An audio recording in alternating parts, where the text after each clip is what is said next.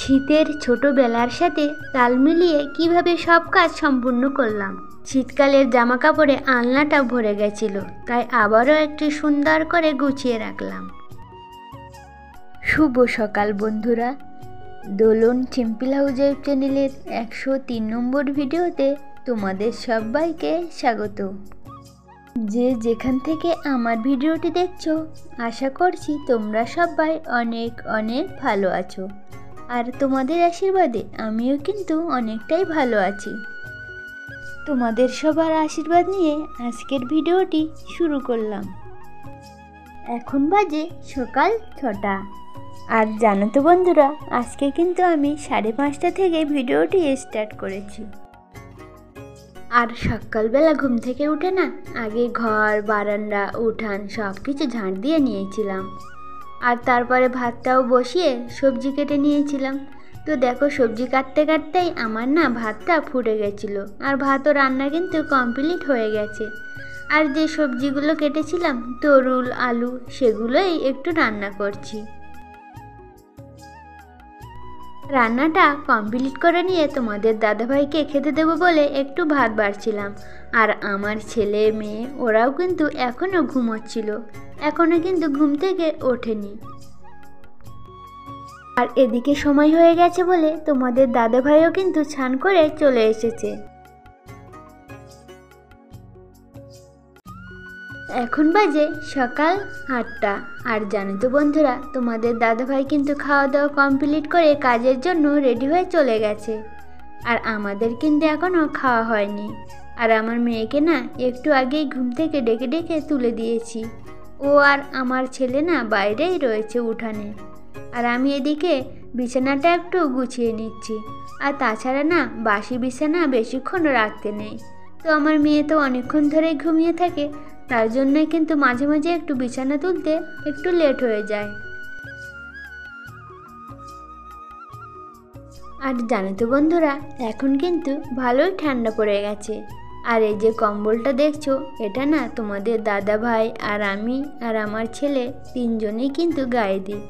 আর আমার মেয়ে কিন্তু গায়ে কিছুই রাখতে চায় না। তো মেয়ের গাটা না যখন অনেক ঠান্ডা হয়ে যায়, তখন এই যে হালকা কাঁথাগুলো রয়েছে, ওগুলোই কিন্তু ওর গায়ে দিয়ে দিই। আর এই যে ওড়নাটা দেখছো, এটা না কাল রাতে শোয়ার সময় আমার মেয়ে না একটু বউ সেজে খেলা করছিল, তাই ওভাবেই কিন্তু বিছানাতে ছিল, সেটাও একটু ভাঁজ করে গুছিয়ে নিলাম। আর প্রতিদিনের মতো আমি উপরে যে চাদরটা পেতেছিলাম, সেটাও কিন্তু গুছিয়ে ভাঁজ করে রেখে দিয়েছি।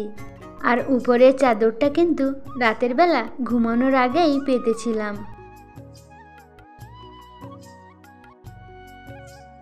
এখন বাজে 9:30। আর জানো তো বন্ধুরা, আমি কিন্তু বিছানাটা গুছিয়ে নিয়ে তারপর তিনজনে খাওয়া দাওয়া কমপ্লিট করে নিয়েছিলাম। আর খাওয়া দাওয়া করে আমার ছেলে কিন্তু স্কুলের জন্য চলে গেছে। আর মেয়ে কিন্তু পাশের বাড়ি খেলা করতে গেছে। আর আমি না খাওয়া দাওয়া করে বাসনগুলো এখনও ধোয়া হয়নি। আর টাইম কলে জল এসেছিল, সবগুলো কিন্তু ভরে নিয়েছি। আর এবার না চলে এসেছি আলনাটা একটু গুছিয়ে নিতে। আমাদের বাড়িতে কিন্তু প্রতিদিনই আলনাটা গুছানো হয়। আর আমাদের কিন্তু 2টো আলনা রয়েছে। ওই যে পাশের ঘরে একটা কামরা মতো রয়েছে, সেখানেই কিন্তু একটা কাঠের আলনা রয়েছে, সেখানে তোমাদের দাদাভাইয়ের জামা কাপড়গুলো রাখা হয়। আর এই যে স্টিলের আলনাটা, এখানে না আমার ছেলে মেয়ে আমাদের তিনজনেরই জামা কাপড় রেখে দিই। তো আমি না আলনাটা যতই গুছিয়ে রাখি না কেন, ঘরে ছোট ছোট ছেলে মেয়ে থাকলে যা হয়, আমার ছেলে আর মেয়ে না যখনই কোনো জামা কাপড় টেনে বার করবে, তার সঙ্গেই কিন্তু আরও 4টে জামা পরে যায়। কিন্তু ওরা তো আর গুছিয়ে রাখতে জানে না, তাই আমাকেই না গুছিয়ে রাখতে হয়। আর এখন তো শীত পড়ে গেছে, আলনাটা না শীতের জামা কাপড়ে আরও কিন্তু ভর্তি হয়ে গেছে। আর আমাদের সবার শীতের জামা কাপড়গুলো কিন্তু আলমারির মধ্যেই গুছানো ছিল। তো ঠান্ডা পড়ে গেছে বলে কাল রাতে না সবগুলোই কিন্তু বের করেছিলাম, আর আলনাতে যেভাবে সেভাবে রাখা ছিল। তাই এখন না সব জামা কাপড়গুলো বের করে নিয়ে তারপরে কিন্তু আলনাটা একটু গুছিয়ে নিয়েছি। তবে একটা কথা কি জানো তো, এখন তো শীতকাল পড়ে গেছে। আর এখন কিন্তু সময় বা বেলা অনেক ছোট হয়ে গেছে, কিন্তু আমাদের কাজ না একদমই কিন্তু ছোট হয়নি। আমাদের কাজ যেমনই ছিল তেমনই কিন্তু রয়ে গেছে। তাই সময়ের সঙ্গে তাল মিলিয়ে আমাদের কিন্তু সব কাজ কমপ্লিট করে নিতে হয়।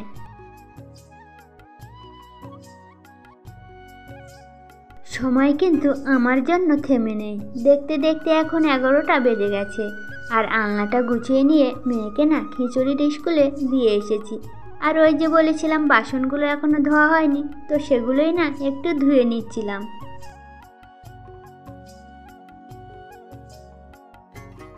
আর বাসনগুলো ধুয়ে নিয়ে ছেলের না কয়েকটা জামা সার্ফের গুঁড়ো দিয়ে সকালবেলা ভিজিয়ে রেখেছিলাম, সেগুলোও একটু কেচে নিয়েছি। আর আমার মেয়ের না 12:30টার মধ্যেই ছুটি হয়ে যাবে, তাই তাড়াহুড়ো করে ঘরটাও মুছে নিচ্ছি। আর জানো তো বন্ধুরা, মেয়েকে স্কুলে পাঠালে না কাজগুলোও কিন্তু খুব তাড়াতাড়ি কমপ্লিট হয়ে যায়। ওই যে মাথায় একটা টেনশন থাকে, তাড়াহুড়ো করে কাজগুলো কমপ্লিট করে নিয়ে মেয়েকে আনতে যেতে হবে, আর তার জন্যই কিন্তু ঝটপট কাজগুলো কমপ্লিট হয়ে যায়। আর যখন মেয়ে বাড়িতে থাকে না, তখন কিন্তু এত তাড়াতাড়ি কাজগুলোও করা হয় না। আর আমার মেয়ে বাড়ি থাকলে না ও কিন্তু 1 মিনিটও বাড়িতেই থাকে না।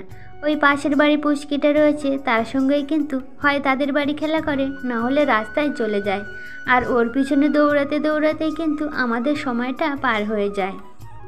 এখন বাজে বেলা 1টা, আর মেয়েকে স্কুল থেকে বাড়ি নিয়ে এসে স্নান করানো হয়ে গেছিলো, তো মেয়ে আর আমি খেতে বসে গেছি। তো বন্ধুরা, আজকের ভিডিওটি এখানেই শেষ করছি। তোমাদের সাথে দেখা হবে পরের ভিডিওতে। আর আমার আজকের ভিডিওটি তোমাদের যদি ভালো লেগে থাকে, অবশ্যই কিন্তু লাইক, কমেন্ট, শেয়ার এবং সাবস্ক্রাইব করতে ভুলে যেও না।